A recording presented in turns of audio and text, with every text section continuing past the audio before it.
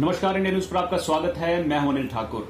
इस वक्त हिमाचल की पूर्व मुख्यमंत्री और नेता प्रतिपक्ष जयराम ठाकुर हमारे साथ हैं। जयराम सर, आपका स्वागत है इंडिया न्यूज पर। जी, और आपको बधाई हो कि आपने हिमाचल में क्लीन स्वीप किया है। कांग्रेस की तरफ से कहा जा रहा था कि इस बार वो पसीने छुड़ाने वाले हैं, 2-2 का मुकाबला है, लेकिन आपने तो कांग्रेस को 0 पे कर दिया। देखिए, कांग्रेस पार्टी की हालत पिछले काफी अरसे से हम देख रहे हैं हिमाचल प्रदेश में खराब थी। लेकिन ये बात सच है कि जब चुनाव का दौर आता है तो चुनाव के दौर में सब अपना अपना क्लेम करते हैं। उनने तो 2 की बात नहीं, तो 4 की बात कही थी। उन्होंने कहा कि 4 सीटें जीतेंगे। और हम इस बात से आश्वस्त थे कि मोदी जी का कनेक्ट हिमाचल प्रदेश के साथ बहुत बेहतर है और हिमाचल के लोग मोदी जी को पसंद करते हैं। और इसलिए आपने देखा होगा कि 2014 में जब कांग्रेस पार्टी की सरकार थी, वीरभद्र सिंह जी मुख्यमंत्री थे, उस वक्त भी हमने 4 सीटें जीती थी और वीरभद्र सिंह की पत्नी चुनाव हार गई थी लोकसभा का। 2019 में तो भारतीय जनता पार्टी की सरकार थी, मैं मुख्यमंत्री था, तो 68 की 68 सीटों पर बढ़त ली हमने और रिकॉर्ड वोटों से हम जीते हैं उस वक्त। और पूरे देश भर में हमारा वोट शेयर उस वक्त पहले नंबर पर था। 69% वोट शेयर हमारा हिमाचल प्रदेश का था। और उसी को ध्यान में रखते हुए मोदी जी ने जिस प्रकार से काम किए हैं, तो 2024 में भी हम 4 सीटें जीतने की बात बिल्कुल इसी आधार पर कर रहे थे। और मुझे इस बात की खुशी है कि हिमाचल की जनता ने पूरा समर्थन दिया, सहयोग दिया और पूरा आशीर्वाद दिया और हम 4 सीटें जीते और बहुत बड़े बहुमत के साथ जीते हैं। तो इस बात के लिए मैं हिमाचल की जनता का बहुत धन्यवाद करता हूं जिनने हमको इतना समर्थन और सहयोग दिया है। और मंडी सीट की तो खासकर जिम्मेदारी आपके पास थी, क्योंकि आप वहां से आते हैं और आप एक बड़ा चेहरा थे वहां। प्रधानमंत्री खुद वहां पहुंचे, कंगना रनौत को पहली बार मैदान में उतारा था और सामने थे विक्रमादित्य सिंह। कई तरह की बातें कही, निजी हमले भी हुए दोनों तरफ से और ये कहा जा रहा था कि मंडी सीट तो हम जीतने नहीं देंगे, लेकिन वहां पर भी आप पास हो गए। आपको क्या लगता है कि जो राज परिवार को बढ़त मिलती थी कुल्लू, किन्नौर और करसोग, शिमला से, वो क्या मिल नहीं पाई? क्या कारण है? देखिए, जहां तक मंडी लोकसभा क्षेत्र की अगर हम बात करें, कांग्रेस पार्टी ने, अगर मैं सही मायने में कहूं कि सबसे ज्यादा अगर मेहनत की, फोकस किया और गंभीरता से चुनाव लड़ा तो मंडी पार्लियामेंट में लड़ा। कैंडिडेट भी उनने विक्रमादित्य को किया, क्योंकि उनको मालूम था कि प्रतिभा सिंह होती तो उनके खिलाफ एंटी इनकम्बेंसी थी। और विक्रमादित्य कैंडिडेट ऐसा है कि यंग है, यूथ के बीच में एक पकड़ होगी और उसके बाद जो उनका जो एक रियासत का जो हिस्सा है जिसका इम्पैक्ट रहता है, रामपुर में रहता है, किन्नौर में रहता है, ट्राइबल का इलाका रहता है, अन्नी में रहता है, तो इस इलाके में उनका एक इम्पैक्ट और ज्यादा होगा, उससे बहुत बड़ी बढ़त मिलेगी। लेकिन हमने इस सारी चीज के लिए पहले से हमने तैयारी कर ली, तो हमें मालूम था कि अल्टीमेटली शायद इस प्रकार की एक परिस्थिति आएगी। तो पार्टी का संगठन हमारा बहुत मजबूत है और मुझे इस बात की खुशी है कि हमारे मंडी पार्लियामेंट कॉन्स्टिट्यूंसी में 17 में से 12 विधायक भारतीय जनता पार्टी के, और अब तो खैर रवि ठाकुर जी कांग्रेस के विधायक थे, अब वो भी आगे थे, तो हालांकि वो उनकी वहां पर उपचुनाव भी था। तो उस सूरत में सभी विधायकों के साथ जब बैठक की हमने, तो उनको एक ही बात कही थी कि भाई, इस चुनाव को आप विधानसभा के चुनाव की तर्ज पर ही लड़ना है और बहुत प्रयास होगा और सरकार पूरी ताकत के साथ लड़ेगी और लड़े भी हो और कोई कसर नहीं छोड़ी। हमने देखा कि साधन की दृष्टि से हमसे वो कई गुना आगे थे और लेकिन फिर भी उसके बावजूद हम उस सीट को जीते, बहुत अच्छे मार्जिन से जीते हैं। और इसलिए मैं मंडी के लोगों का बहुत धन्यवाद करता हूं। और मुद्दों पर होना चाहिए, बात ठीक है, चुनाव मुद्दों पर होना चाहिए, लेकिन व्यक्तिगत छींटाकशी हुई जो दुर्भाग्यपूर्ण है और उसमें शुरुआत कांग्रेस पार्टी की ओर से हुई, हमारी पार्टी की तरफ से नहीं हुई। और खासतौर जब कंगना जी को कैंडिडेट किया तो उसके बाद उन्होंने टिप्पणी कर दी, मंडी के भाव की बातें करने शुरू कर दी, कई तरह की, उनके पहनावे को लेकर के, उनके खाने को लेकर के, ऐसे मुद्दों पर बातें। और मुझे यही लगा कि ये चुनाव को किसी और डायरेक्शन में ले जाने की कोशिश की, लेकिन हमें फोकस किया प्रदेश सरकार की नाकामियां 15-16 महीने की और उसके साथ नरेंद्र मोदी जी का सफल कार्यकाल 10 वर्ष का, उनकी योजनाएं, उनके हिमाचल के लिए जो कंट्रीब्यूशन रहा है उन सारी चीज़ों पर हमने फोकस किया और उसका परिणाम सार्थक रहा। बीजेपी ये भी कह रही है कि विक्रमादित्य को बलि का बकरा बनाया गया। देखिए, इस बात को लेकर के तो टिकट का फैसला तो कांग्रेस पार्टी ने करना था, लेकिन ऐसा उनने एक बार नहीं अनेकों बार पब्लिक प्रोग्राम में कहा, मीडिया में भी कहा कि मैं चुनाव नहीं लड़ना चाहता था। अगर आपकी माताजी चुनाव नहीं लड़ना चाहती थी, आप भी चुनाव लड़ना नहीं चाहते थे, तो आखिरकार फिर चुनाव लड़ा क्यों? तो उनका कहना यही है कि मुझे कहा, पार्टी ने कहा कि पार्टी आपको लड़ना है, आपको लड़ना, और इस कारण से चुनाव तो लड़ा और चुनाव लड़ करके उन्हें पूरी चुनौती दी, उन्हें इसमें दो राय नहीं। लेकिन फिर भी उसके बावजूद ये मुझे बड़ा विचित्र लगा कि भाई चुनाव लड़ने के लिए पार्टी ने विवश किया, ऐसा उनका कहना था और चुनाव लड़ना नहीं चाहते थे। तो लेकिन जो भी स्थिति रही, लेकिन अल्टीमेटली भारतीय जनता पार्टी जीती उसमें, जिसमें उनका कहना ये था कि हम जीते हुए हैं, जीते जिताए हैं, मैं सांसद बन गया हूं। और कांग्रेस के मुख्यमंत्री और मुख्यमंत्री के साथ उप मुख्यमंत्री जब कैंपेन के लिए आते तो वो इस तरह की भाषा कि हमारी ट्रेन चल पड़ी है, हमारी गाड़ी चल पड़ी है, चढ़ लो उस पर, चाहे सीट मिले चाहे ना मिले, खड़े खड़े चल पड़ो, लटक जाओ, ऐसा ऐसा करके बातें कहते थे। विक्रमादित्य सिंह जब हारे तो उसके बाद मीडिया से बातचीत करते हुए उन्होंने कहा कि कारण पूछा कि आपके हार के कारण क्या क्या है, तो उन्होंने कहा कि देखिए मेरी हार का कारण ये भी हो सकता है कि यहाँ नरेंद्र मोदी आए, योगी आदित्यनाथ आए, नितिन गडकरी आए, लेकिन हमारी तरफ से कोई लीडरशिप जो है मंडी में उस तरह से प्रचार नहीं कर पाई, नाराज दिखे। नहीं तो क्यों, उनके लीडरशिप किसको मानते वो मुझे मालूम नहीं है। लीडरशिप किसको मानते? प्रियंका गांधी सुंदरनगर में आई, प्रियंका गांधी का सुंदरनगर में कार्यक्रम हुआ, प्रियंका गांधी का कुल्लू में कार्यक्रम हुआ। वो अंतिम दिन रखे थे, लेकिन उनको शायद उम्मीद थी कि पिछले नहीं तो अंतिम दिनों में कार्यक्रम अंतिम दिनों में होता है। मोदी जी भी तो अंतिम दिनों में ही आए, योगी जी भी अंतिम दिनों में ही आए, योगी जी उनके कार्यक्रम के भी बाद आए। प्रियंका का कार्यक्रम जिस दिन कुल्लू में था उसके दूसरे दिन आए। वो राहुल गांधी से उम्मीद कर रहे हो कि वो, देखिए राहुल गांधी तो एक जगह आए थे, हिमाचल प्रदेश में नाहन में आए थे, और नाहन के बाद वो चले गए थे, उसके बाद ऊना चले गए थे कार्यक्रम के लिए शायद। तो नाहन के कार्यक्रम के बाद शायद मेकल में कांग्रेस पार्टी ने उनको आने के लिए ही मना कर दिया, क्योंकि वहां कार्यक्रम जिस प्रकार से हुआ और उस कार्यक्रम में जब टोपी पहनाने की बात आई उनकी, तो राहुल गांधी पूरा घूम गए। टोपी आमतौर पर सामने से पहनाई जाती है, हिमाचल प्रदेश पे जब भी आता कोई आदमी आता तो हम टोपी से स्वागत करते हैं, हिमाचली टोपी है हमारा परिधान है। और मुझे हैरानी हुई इस बात को लेकर के कि टोपी पहनते बार उनने पीठ कर दी, और पीछे से जो मंत्री जो है हर्षवर्धन जी वो टोपी पहना रहे थे, उन्होंने भी देखा नहीं कि इस वक्त नहीं पहनानी चाहिए, और उन्होंने उल्टी तरफ से पीछे की तरफ से टोपी पहना दी। तो बहुत विचित्र लगा, तो वो तमाशा बना और बहुत ट्रोल हुआ, वो नेशनल लेवल पर बहुत ज्यादा खबर बनी वो। और ऐसे में राहुल गांधी से क्या उम्मीद करते थे, तो हास्य का विषय बना वो। खैर मुझे उस पर ज्यादा क्यों कहना। एक और सवाल की, चंडीगढ़ एयरपोर्ट पर कंगना के साथ एक हरकत हुई, एक वर्दी में महिला ने उन पर अटैक किया या आरोप है बदसलूकी की, इसको किस नजर से देखते हैं? देखिए इसमें नजरिया बड़ा साफ है, जो हुआ है बहुत दुर्भाग्यपूर्ण हुआ, गलत हुआ है।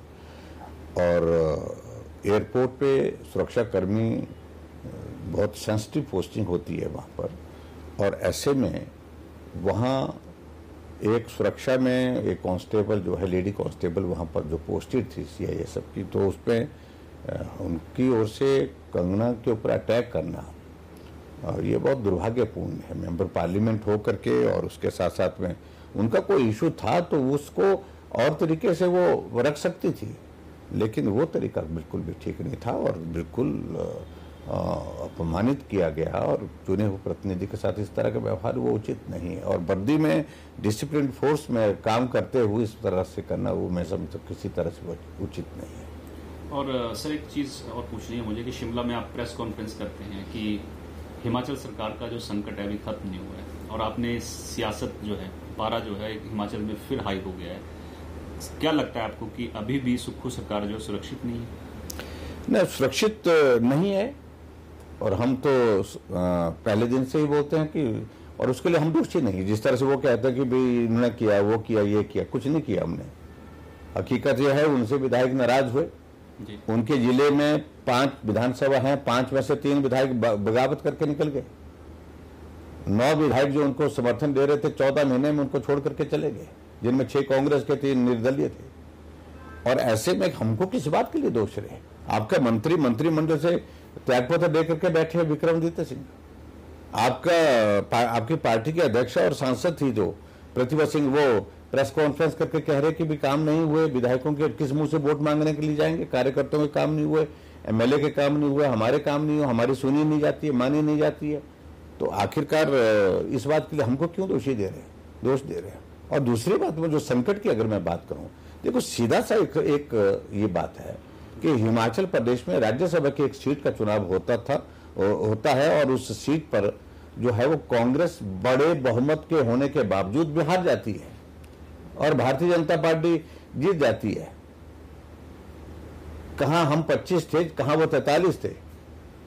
तो इसका मतलब क्या है कि सरकार सही मायने में बहुमत खोज गई और पहले बहुमत खो चुकी थी, अब तो जनाधार खो चुकी है। 68 में से 61 विधानसभा क्षेत्र में भारतीय जनता पार्टी को बढ़त मिली है। 10 मंत्रियों की कॉन्स्टिट्यूंसी से भारतीय जनता पार्टी को बढ़त मिली है। मुख्यमंत्री की अपनी कॉन्स्टिट्यूंसी में भारतीय जनता पार्टी जीती है और जहां मंडी लोकसभा क्षेत्र वो हमने कांग्रेस पार्टी से छीनी है। 6 उपचुनाव हुए, 6 उपचुनाव में से 6 के 6 विधायक कांग्रेस के थे, 6 में से 2 हमने जीते हैं, यानी कि 2 हमने छीने हैं। टेक्निकल ग्राउंड पर वो सब सरकार बना करके चला रहे हैं, लेकिन नैतिकता के आधार पर भी सरकार गिर चुकी है। कोई औचित्य नहीं सत्ता में रहने का, और बहुमत के आधार पर भी नजरों में भी सरकार गिर चुकी है। और मैं इसलिए बोल रहा हूं इस बात को कि अभी 3 उपचुनाव और आने वाले हैं हिमाचल प्रदेश में, जो निर्दलीय विधायकों के रेजिग्नेशन एक्सेप्ट किए गए हैं उसमें, और उसके अलावा 6 संसदीय सचिव बने हैं, सीपीएस बने हैं, जिनका फैसला हाईकोर्ट ने रिजर्व कर दिया। हियरिंग कंप्लीट हो चुकी है और ऐसी सूरत में आप मान करके चलिए कि वो कांग्रेस के पक्ष में वो फैसला होने की संभावना बहुत ज्यादा नहीं, क्योंकि सुप्रीम कोर्ट की ऑलरेडी जजमेंट उसमें आई हुई पहले की। तो अगर ये होता है तो संकट ही संकट है सरकार के लिए। मतलब आपकी तरफ से छेड़छाड़ नहीं की जाएगी? तो हम बिना छेड़छाड़ के हम तो बैठे, हम तो मतलब आराम से देख रहे हैं। वो अपने आप जो है वो सरकार है। सुखविंदर सिंह सुक्खू तो हर रैली में कहते गए कि यहाँ धन बल का इस्तेमाल हुआ है। मतलब आप कह रहे हैं कि हमारी तरफ से कोई छेड़छाड़ नहीं है, कुल्हाड़ी पैर पर उन्होंने खुद मारी। देखिए, ये सही मायने में तो यही जो आप कह रहे हैं हुआ तो यही है। हम तो देख ही रहे हैं, हमें क्या आवश्यकता है। और हिमाचल प्रदेश में हम तो इस मनस्थिति के साथ बैठे हैं कि सत्ता होती है तो 5 वर्ष के लिए होती है, विपक्ष होता तो 5 वर्ष के लिए होता है। तो हम तो 5 वर्ष की तैयारी के साथ से बैठे थे, लेकिन अगर वो अवसर इस प्रकार से अपने हाथों से प्रदान कर रहे हैं तो हम राजनीतिक दल में काम करते हैं, तो स्वाभाविक रूप से तो उस अपॉर्चुनिटी को भारतीय जनता पार्टी क्यों छोड़ेगी। और सर, एक और चीज है कि आप पे आरोप लगा रहे थे, मैंने इंटरव्यू किया था चुनाव के दौरान सुखविंदर सिंह सुक्खू का। उन्होंने कहा था कि 1500 रुपए महिलाओं को देने थे, लेकिन जयराम ठाकुर जो है तुरंत जाते हैं और रोक लगवा देते हैं, चुनाव आयोग में शिकायत करते हैं। देखिए, विधानसभा के चुनाव से पहले फार्म भरे 1500 रुपए दे दिए जाएंगे। हमारे पास इनकी भाषण की सारी वो क्लिपिंग्स हैं, जिसमें कहा कैबिनेट की पहली बैठक में फैसला ले लिया जाएगा, 1500 रुपए 18 से 60 साल की महिलाओं को दे दिए जाएंगे। 15 महीने बीत गए, एक भी महिला को 1500 रुपए नहीं मिले। लोकसभा का चुनाव आया, फार्म भरने फिर से शुरू कर दिए, फिर मिले नहीं पैसे, क्योंकि आचार संहिता लग गई। और आज कहने लगे कि आचार संहिता लग गई, इस कारण से अब हम पैसे दे नहीं पाएंगे। लेकिन फार्म भरने हमने शुरू कर दिए। फार्म में इंदिरा गांधी का फोटो, सुखविंदर सुक्खू का फोटो, स्वाभाविक रूप से वो मॉडल कोड ऑफ कंडक्ट का वायलेशन है। हमने शिकायत की और उसके बावजूद शिकायत होने के बाद फिर इसको मुद्दा बनाने की कोशिश की। 1500 रुपए जयराम ठाकुर ने रोक दिए। अब तो आचार संहिता समाप्त हो गई, अब दे रहे हैं क्या? आप दीजिए। आपने कहा कि 1 तारीख के बाद हम दे रहे, 1 तारीख के बाद जैसे आचार संहिता समाप्त होती है तो उसके बाद हम देंगे। अब तो परिणाम निकल गया, सरकार केंद्र की बनने वाली है, 2 दिन के अंदर परसों शपथ समारोह हो जाएगा। तो आप अगर 1500 रुपये देना चाहते हो, ईमानदारी से देना चाहते हो तो दीजिए, किसने रोका है? आचार संहिता का हमने तो विरोध वहां तक किया था। अच्छा, आपने शपथ की बात की तो कांग्रेस 99 सीटें लेकर जश्न मना रही है और हिमाचल में सरकार है वहाँ 0-0 है। आपको क्या लगता है कि कांग्रेस जो है वो इस तरह से दर्शा रही है कि उनकी जीत हुई है इस चुनाव में? ये सचमुच में एक तमाशा ही बन गया है, ये एक परिहास का विषय बन गया है। जितनी इंडिया गठबंधन की सारी सीटें हैं, उससे ज्यादा सीटें भारतीय जनता पार्टी की अकेली है। हिमाचल प्रदेश में कांग्रेस 4 सीटों पर हारी है। मंडी की लोकसभा उनके पास थी, वो भी हारी, और उसके साथ 61 विधानसभा क्षेत्र में वो हारे। 4 लोकसभा की सीटें भारतीय जनता पार्टी जीती, लेकिन वहां ढोल बाजे के साथ जो है ओकोबर में जश्न मनाया जा रहा है। हमें बहुत विचित्र लगा कि भाई आखिरकार किस बात का जश्न मनाए, कि भाई सरकार बच गई है। सरकार मतलब बचने का जश्न मनाया जा रहा है, और जिसकी संभावना मुझे लगती नहीं है जश्न बहुत लंबा नहीं हो पाएगा। लेकिन पूरे देश भर में कांग्रेस हारी है, इंडिया गठबंधन, और उसके बाद हिमाचल प्रदेश में कांग्रेस पार्टी हारी है। उसके बावजूद भी जश्न मना रहे, ये बहुत विचित्र स्थिति है। अपनी मानसिकता है उनकी, मुझे उस पर कुछ कहना नहीं, लेकिन लोग जग हंसाई का विषय बनाए हुए हैं इसको। 2014, 2019, अब 2024 हिमाचल ने जो है 4 सीटें जो हैं तीनों बार भाजपा को दी हैं। आपको क्या लगता है इस बार हिमाचल को और बड़ा इनाम मिल सकता है, क्योंकि एक मंत्री पहले ही मंत्रिमंडल में रहे हैं, अनुराग ठाकुर। क्या लगता है कि इस बार किसी और सांसद को भी वहां से मंत्री बनाया जाए? देखिए, इस सारे विषय पर तो हम बिल्कुल कभी कुछ नहीं बोलते हैं। ये विशुद्ध प्रेरोगेटिव प्राइम मिनिस्टर का है। हिमाचल का अच्छा चाहने वाले हैं प्रधानमंत्री जी, अच्छा ही करेंगे, मैं सिर्फ इतने कहूंगा इसमें। और सर, हिमाचल की जनता ने आपको प्यार दिया है, मंडी सीट आपकी झोली में डाल दी है, जो मुख्य जिम्मेदारी आपके ऊपर थी। क्या कहना चाहेंगे हिमाचल की जनता से और मंडी की जनता से? और मैं हिमाचल की जनता का हृदय से आभार व्यक्त करता हूं, जो एक तो आपने बढ़ चढ़ करके जो चुनाव में भाग लिया, मतदान में भी भाग लिया, उसके लिए भी मैं आपका धन्यवाद करता हूं। और इसके अलावा जो मंडी लोकसभा क्षेत्र में जो कठिन लग रही थी, मीडिया सारा यही बोलता था मुश्किल है, कठिन है, टक्कर है, लेकिन उस सारे में आपका समर्थन और सहयोग जिस प्रकार से मिला और हम उसमें जीतने में सफल हुए, इसके लिए मैं मंडी की जनता का विशेष तौर से धन्यवाद करता हूं। और मैं यही उम्मीद करता हूं, यही विश्वास दिलाता हूं, हम सब लोग करके हिमाचल के हित के लिए सदैव जोरदार ढंग से पक्ष रखने के लिए प्रयत्न करते रहेंगे। केंद्र सरकार के समक्ष और प्रदेश सरकार के समक्ष वहाँ की भूमिका हमारी अलग है, लेकिन उस भूमिका में भी मंडी का भी हित हो, प्रदेश का भी हित हो, ये हमारा पहला लक्ष्य है। इस लक्ष्य में आप सबके सहयोग की जहाँ आवश्यकता होगी, निश्चित रूप से मुझे पूरा भरोसा आपका सहयोग और समर्थन मिलेगा। और एक बार फिर से हिमाचल प्रदेश के सभी भाई बहनों का बहुत बहुत धन्यवाद। 4 सीटों पर भारतीय जनता पार्टी की जीत दिलाने के लिए आपके सहयोग के लिए आभार। शुक्रिया सर, आपने इंडिया न्यूज़ को वक्त दिया। तो ये थे जयराम ठाकुर, जिन्होंने तमाम मुद्दों पर बात की और बताया कि किस तरह से क्लीन स्वीप जो है भाजपा ने हिमाचल में किया, और ये भी उन्होंने कहा कि हिमाचल की सरकार जो है वो संकट में है अभी भी, और आने वाला वक्त जो है वो बताएगा कि हिमाचल में क्या होगा। तो फिलहाल मेरे साथ इतना ही। आप देखते रहे इंडिया न्यूज़। नमस्कार। For more such videos, subscribe to the NewsX YouTube channel, hit the bell icon.